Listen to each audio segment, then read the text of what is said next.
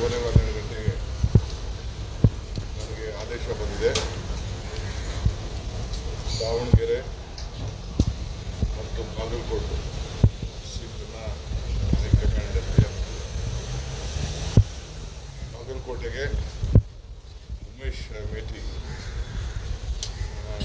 ಎರಡನೇ ಮಗ ಅವ್ರಿಗೆಲ್ಲರೂ ಕೂಡ ಅವರು ಒಮ್ಮತದಿಂದ ನಾವೇನು ಶಿಫಾರಸು ಮಾಡಿದೋ ಆ ಪ್ರಕಾರ ಒಪ್ಕೊಂಡಿದ್ದಾರೆ. ದಾವಣಗೆರೆ ಸೀಟ್ ಕೂಡ ಇನ್ನೆಲ್ಲ ಮೈನಾರಿಟಿ ಲೀಡರ್ಸು, ಚೀಫ್ ಮಿನಿಸ್ಟ್ರು, ನಾನು, ನಮ್ಮ ACC ಜನರಲ್ ಸೆಕ್ರೆಟರಿ ಜಮೀರ್ ಅವರು, ನಾಜೀರ್ ಅವರು, ಸಲೀಂ ಅವರು, ಹುಸೇನ್ ಅವರು,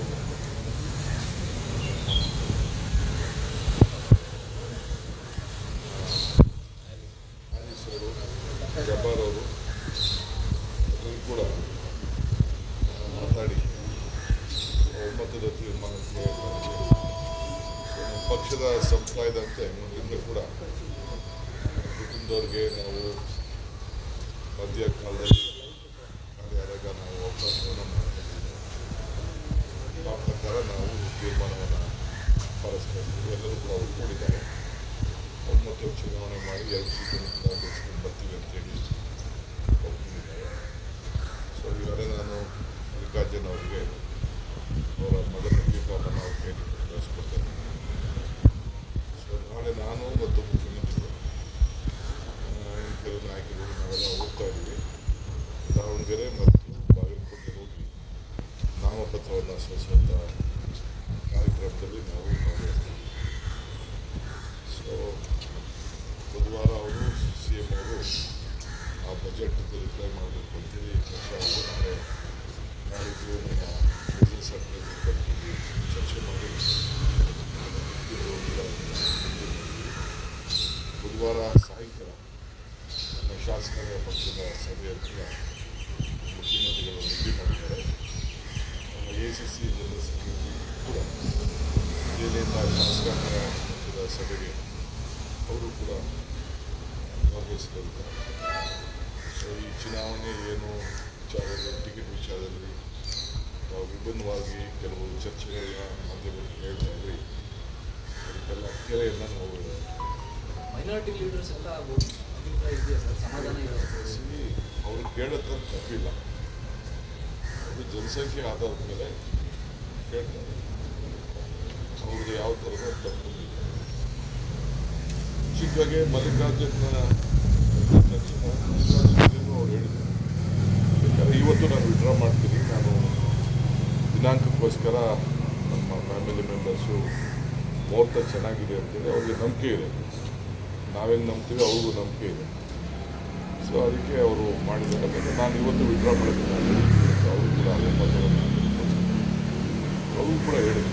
ಪಕ್ಷ ಏನು ಹೇಳ್ತಾರೆ ಆ ರೀತಿ ಕೇಳ್ತೀವಿ. ನಾವೇ ಬಲವಂತವಾಗಿ ಅವರ ತಾಯಿಗೆ, ಸಮರ್ಥ ತಾಯಿಗೆ ನಾವು ನಿಲ್ಲಿಸಿದ್ವಿ. ಅವ್ರಿಗೆ ಇಷ್ಟ ಇರಲಿಲ್ಲ.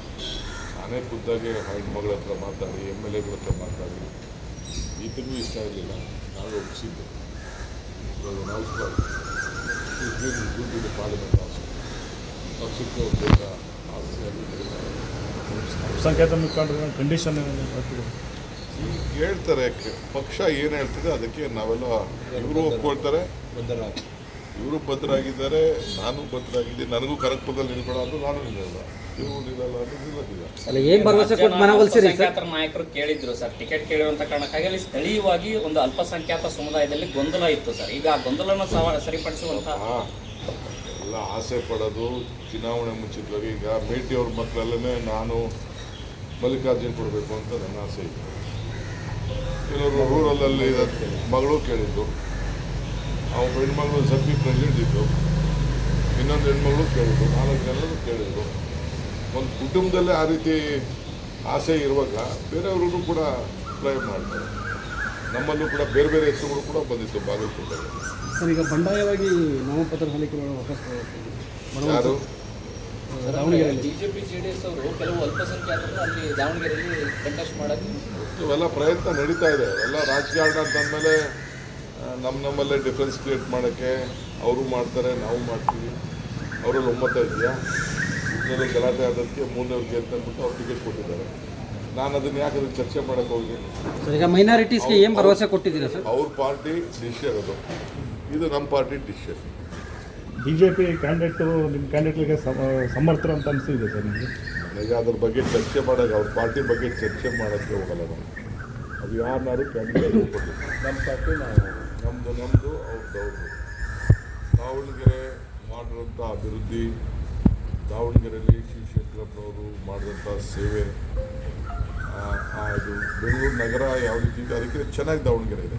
ನಾನೇ ಕಣ್ಣಲ್ಲಿ ನಾನು ನೋಡಿದ್ದೆ. ರೋಡ್ಸು ಮತ್ತು ಕಾಂಕ್ರೀಟ್ ರೋಡು, ಡೆವಲಪ್ಮೆಂಟು, ಕುಡಿಯೋ ನೀರು, ಬಡವ್ರ ಮನೆ ಎಲ್ಲ ಕೂಡ ಭಾಳ ಚೆನ್ನಾಗಿದೆ. ಕಳೆದ 40 ವರ್ಷದಿಂದ ಅವ್ರದ್ದೇ ಆದಂಥ ತ್ಯಾಗ, ಈ ದಾವಣಗೆರೆಗೆ ವಿದ್ಯಾಸಂಸ್ಥೆಗಳು, ಹೊರಗಡೆಯಿಂದ ಬರೋರು ಎಲ್ಲ ಕೂಡ ಸೆಂಟರ್ ಆಫ್ ದಿ ಸಿಟಿ.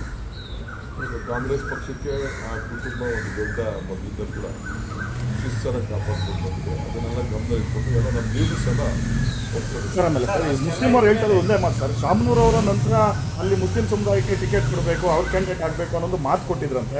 ಆ ಮಾತು ಪ್ರಕಾರ ನಡ್ಕೊಳ್ತಾ ಇಲ್ಲ ಅನ್ನೋ ಒಂದು ಅಸಮಾಧಾನ ಅವ್ರಿಗೆ. ಅಸಮಾಧಾನ ನಿಮ್ಮತ್ರ ಹೇಳಿರ್ಬೋದು, ನನ್ನತ್ತ ಅಸಮಾಧಾನ ನೋಡಿ.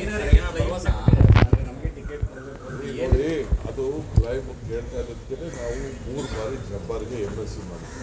ರಾಜಕೀಯವಾಗಿ ಕಾಂಪನ್ಸೇಟ್ ಮಾಡಬೇಕು ಅಂತೇಳಿ ಜಬ್ಬರ್ಗೆ ಇದೇ ಶಿವಶಂಕರಪ್ಪನವರು SM ಕೃಷ್ಣ ಅವ್ರ ಕಾಲಿಂದ ಹಿಡಿದು, ಸಿದ್ದರಾಮಯ್ಯ ಕಾಲಿಂದ ಹಿಡಿದು, ಎಲ್ಲರ ಕಾಲಿಂದ MSc ಮಾಡಿ ಕೊಟ್ಟಿದ್ದಾರೆ. ಪೊಲಿಟಿಕಲಿ ಕೆಲವು ಸಂದರ್ಭದಲ್ಲಿ ಕಾಂಪನ್ಸೇಟ್ ಮಾಡಬೇಕು. ಈಗ ನಾವು ಇಲ್ಲಿ ಇವನಿದ್ದ ಮಾನೆ ಸೀಟ್ ತೆಗೆದುಬಿಟ್ಟು ನಾವು ನಮ್ಮ ಅಲ್ಲಿ ಮೈಸೂರು ಇದ್ದ ಧಾರವಾಡಲ್ಲಿ ಕೊಡೋಕ್ಕಾಗಲ್ಲ ಅಂತೇಳಿ ನಮ್ಮ ಇವ್ರಿಗೆ ಸಲೀಮ್ ಕೊಟ್ವಲ್ಲ, ಸೊ ಅಲ್ಲಿ ಬೋಸ್ರಾಜ್ ಕೊಡಬೇಕು ಅಂತಿದ್ದು, ಬೇಡ ಮೈನಾರಿಟಿ ಕೊಡಬೇಕು ಅಂತ ಹೇಳಿದ್ರು. ಅದು ನಾವು ಆಗ ಬೋಸ್ರಾಜ್ಗೆ ಕಾಂಪನ್ಸೇಟ್ ಮಾಡಿದ್ವಲ್ಲ. ಕೆಲವು ಸಂದರ್ಭದಲ್ಲಿ ಆ ರೀತಿ ಮಾಡಬೇಕಾಗ್ತದೆ. ಸರ್ ಈಗ ಸರ್ಕಾರಕ್ಕೆ 3 ವರ್ಷ ಮುಂದೆ ಇರೋ ಟೈಮಲ್ಲಿ ಬೈ ಎಲೆಕ್ಷನ್ ಮಾಡಿದ್ರು. ಈಗ ನಮ್ಮದು ಸೂಚಿ ಅಂತ ಯಾವ ಎಲೆಕ್ಷನ್ ನಾವು ಗೆದ್ದವ್ರೆ? ಈಗ ಅವ್ರ ಸೀಟೆಲ್ಲ ನಾವು ಗೆದ್ಕೊಂಡು ಬಂದಿದ್ವಲ್ಲ, ಅವ್ರ ಸೀಟು ನಾವು ಗೆದ್ಕೊಂಡು ಬಂದಿದ್ವಲ್ಲ. ಈಗ ಬೊಮ್ಮಾಯಿ ಸೀಟು, ಕುಮಾರಸ್ವಾಮಿ ಮಗಳ ಸೀಟು, ಅದಕ್ಕೆ ಕಲಿತಿದ್ದೆ. ನೀವೇ ಅದಕ್ಕೆ ಕೇಳಿ, ಅವ್ರ ಸೀಟ್ ಅದು. ಇಂಗ್ಲೀಷ್ ಆಯ್ತಲ್ಲ, ಇನ್ನೇನಿದೆ ಹೆಂಗೆ? So today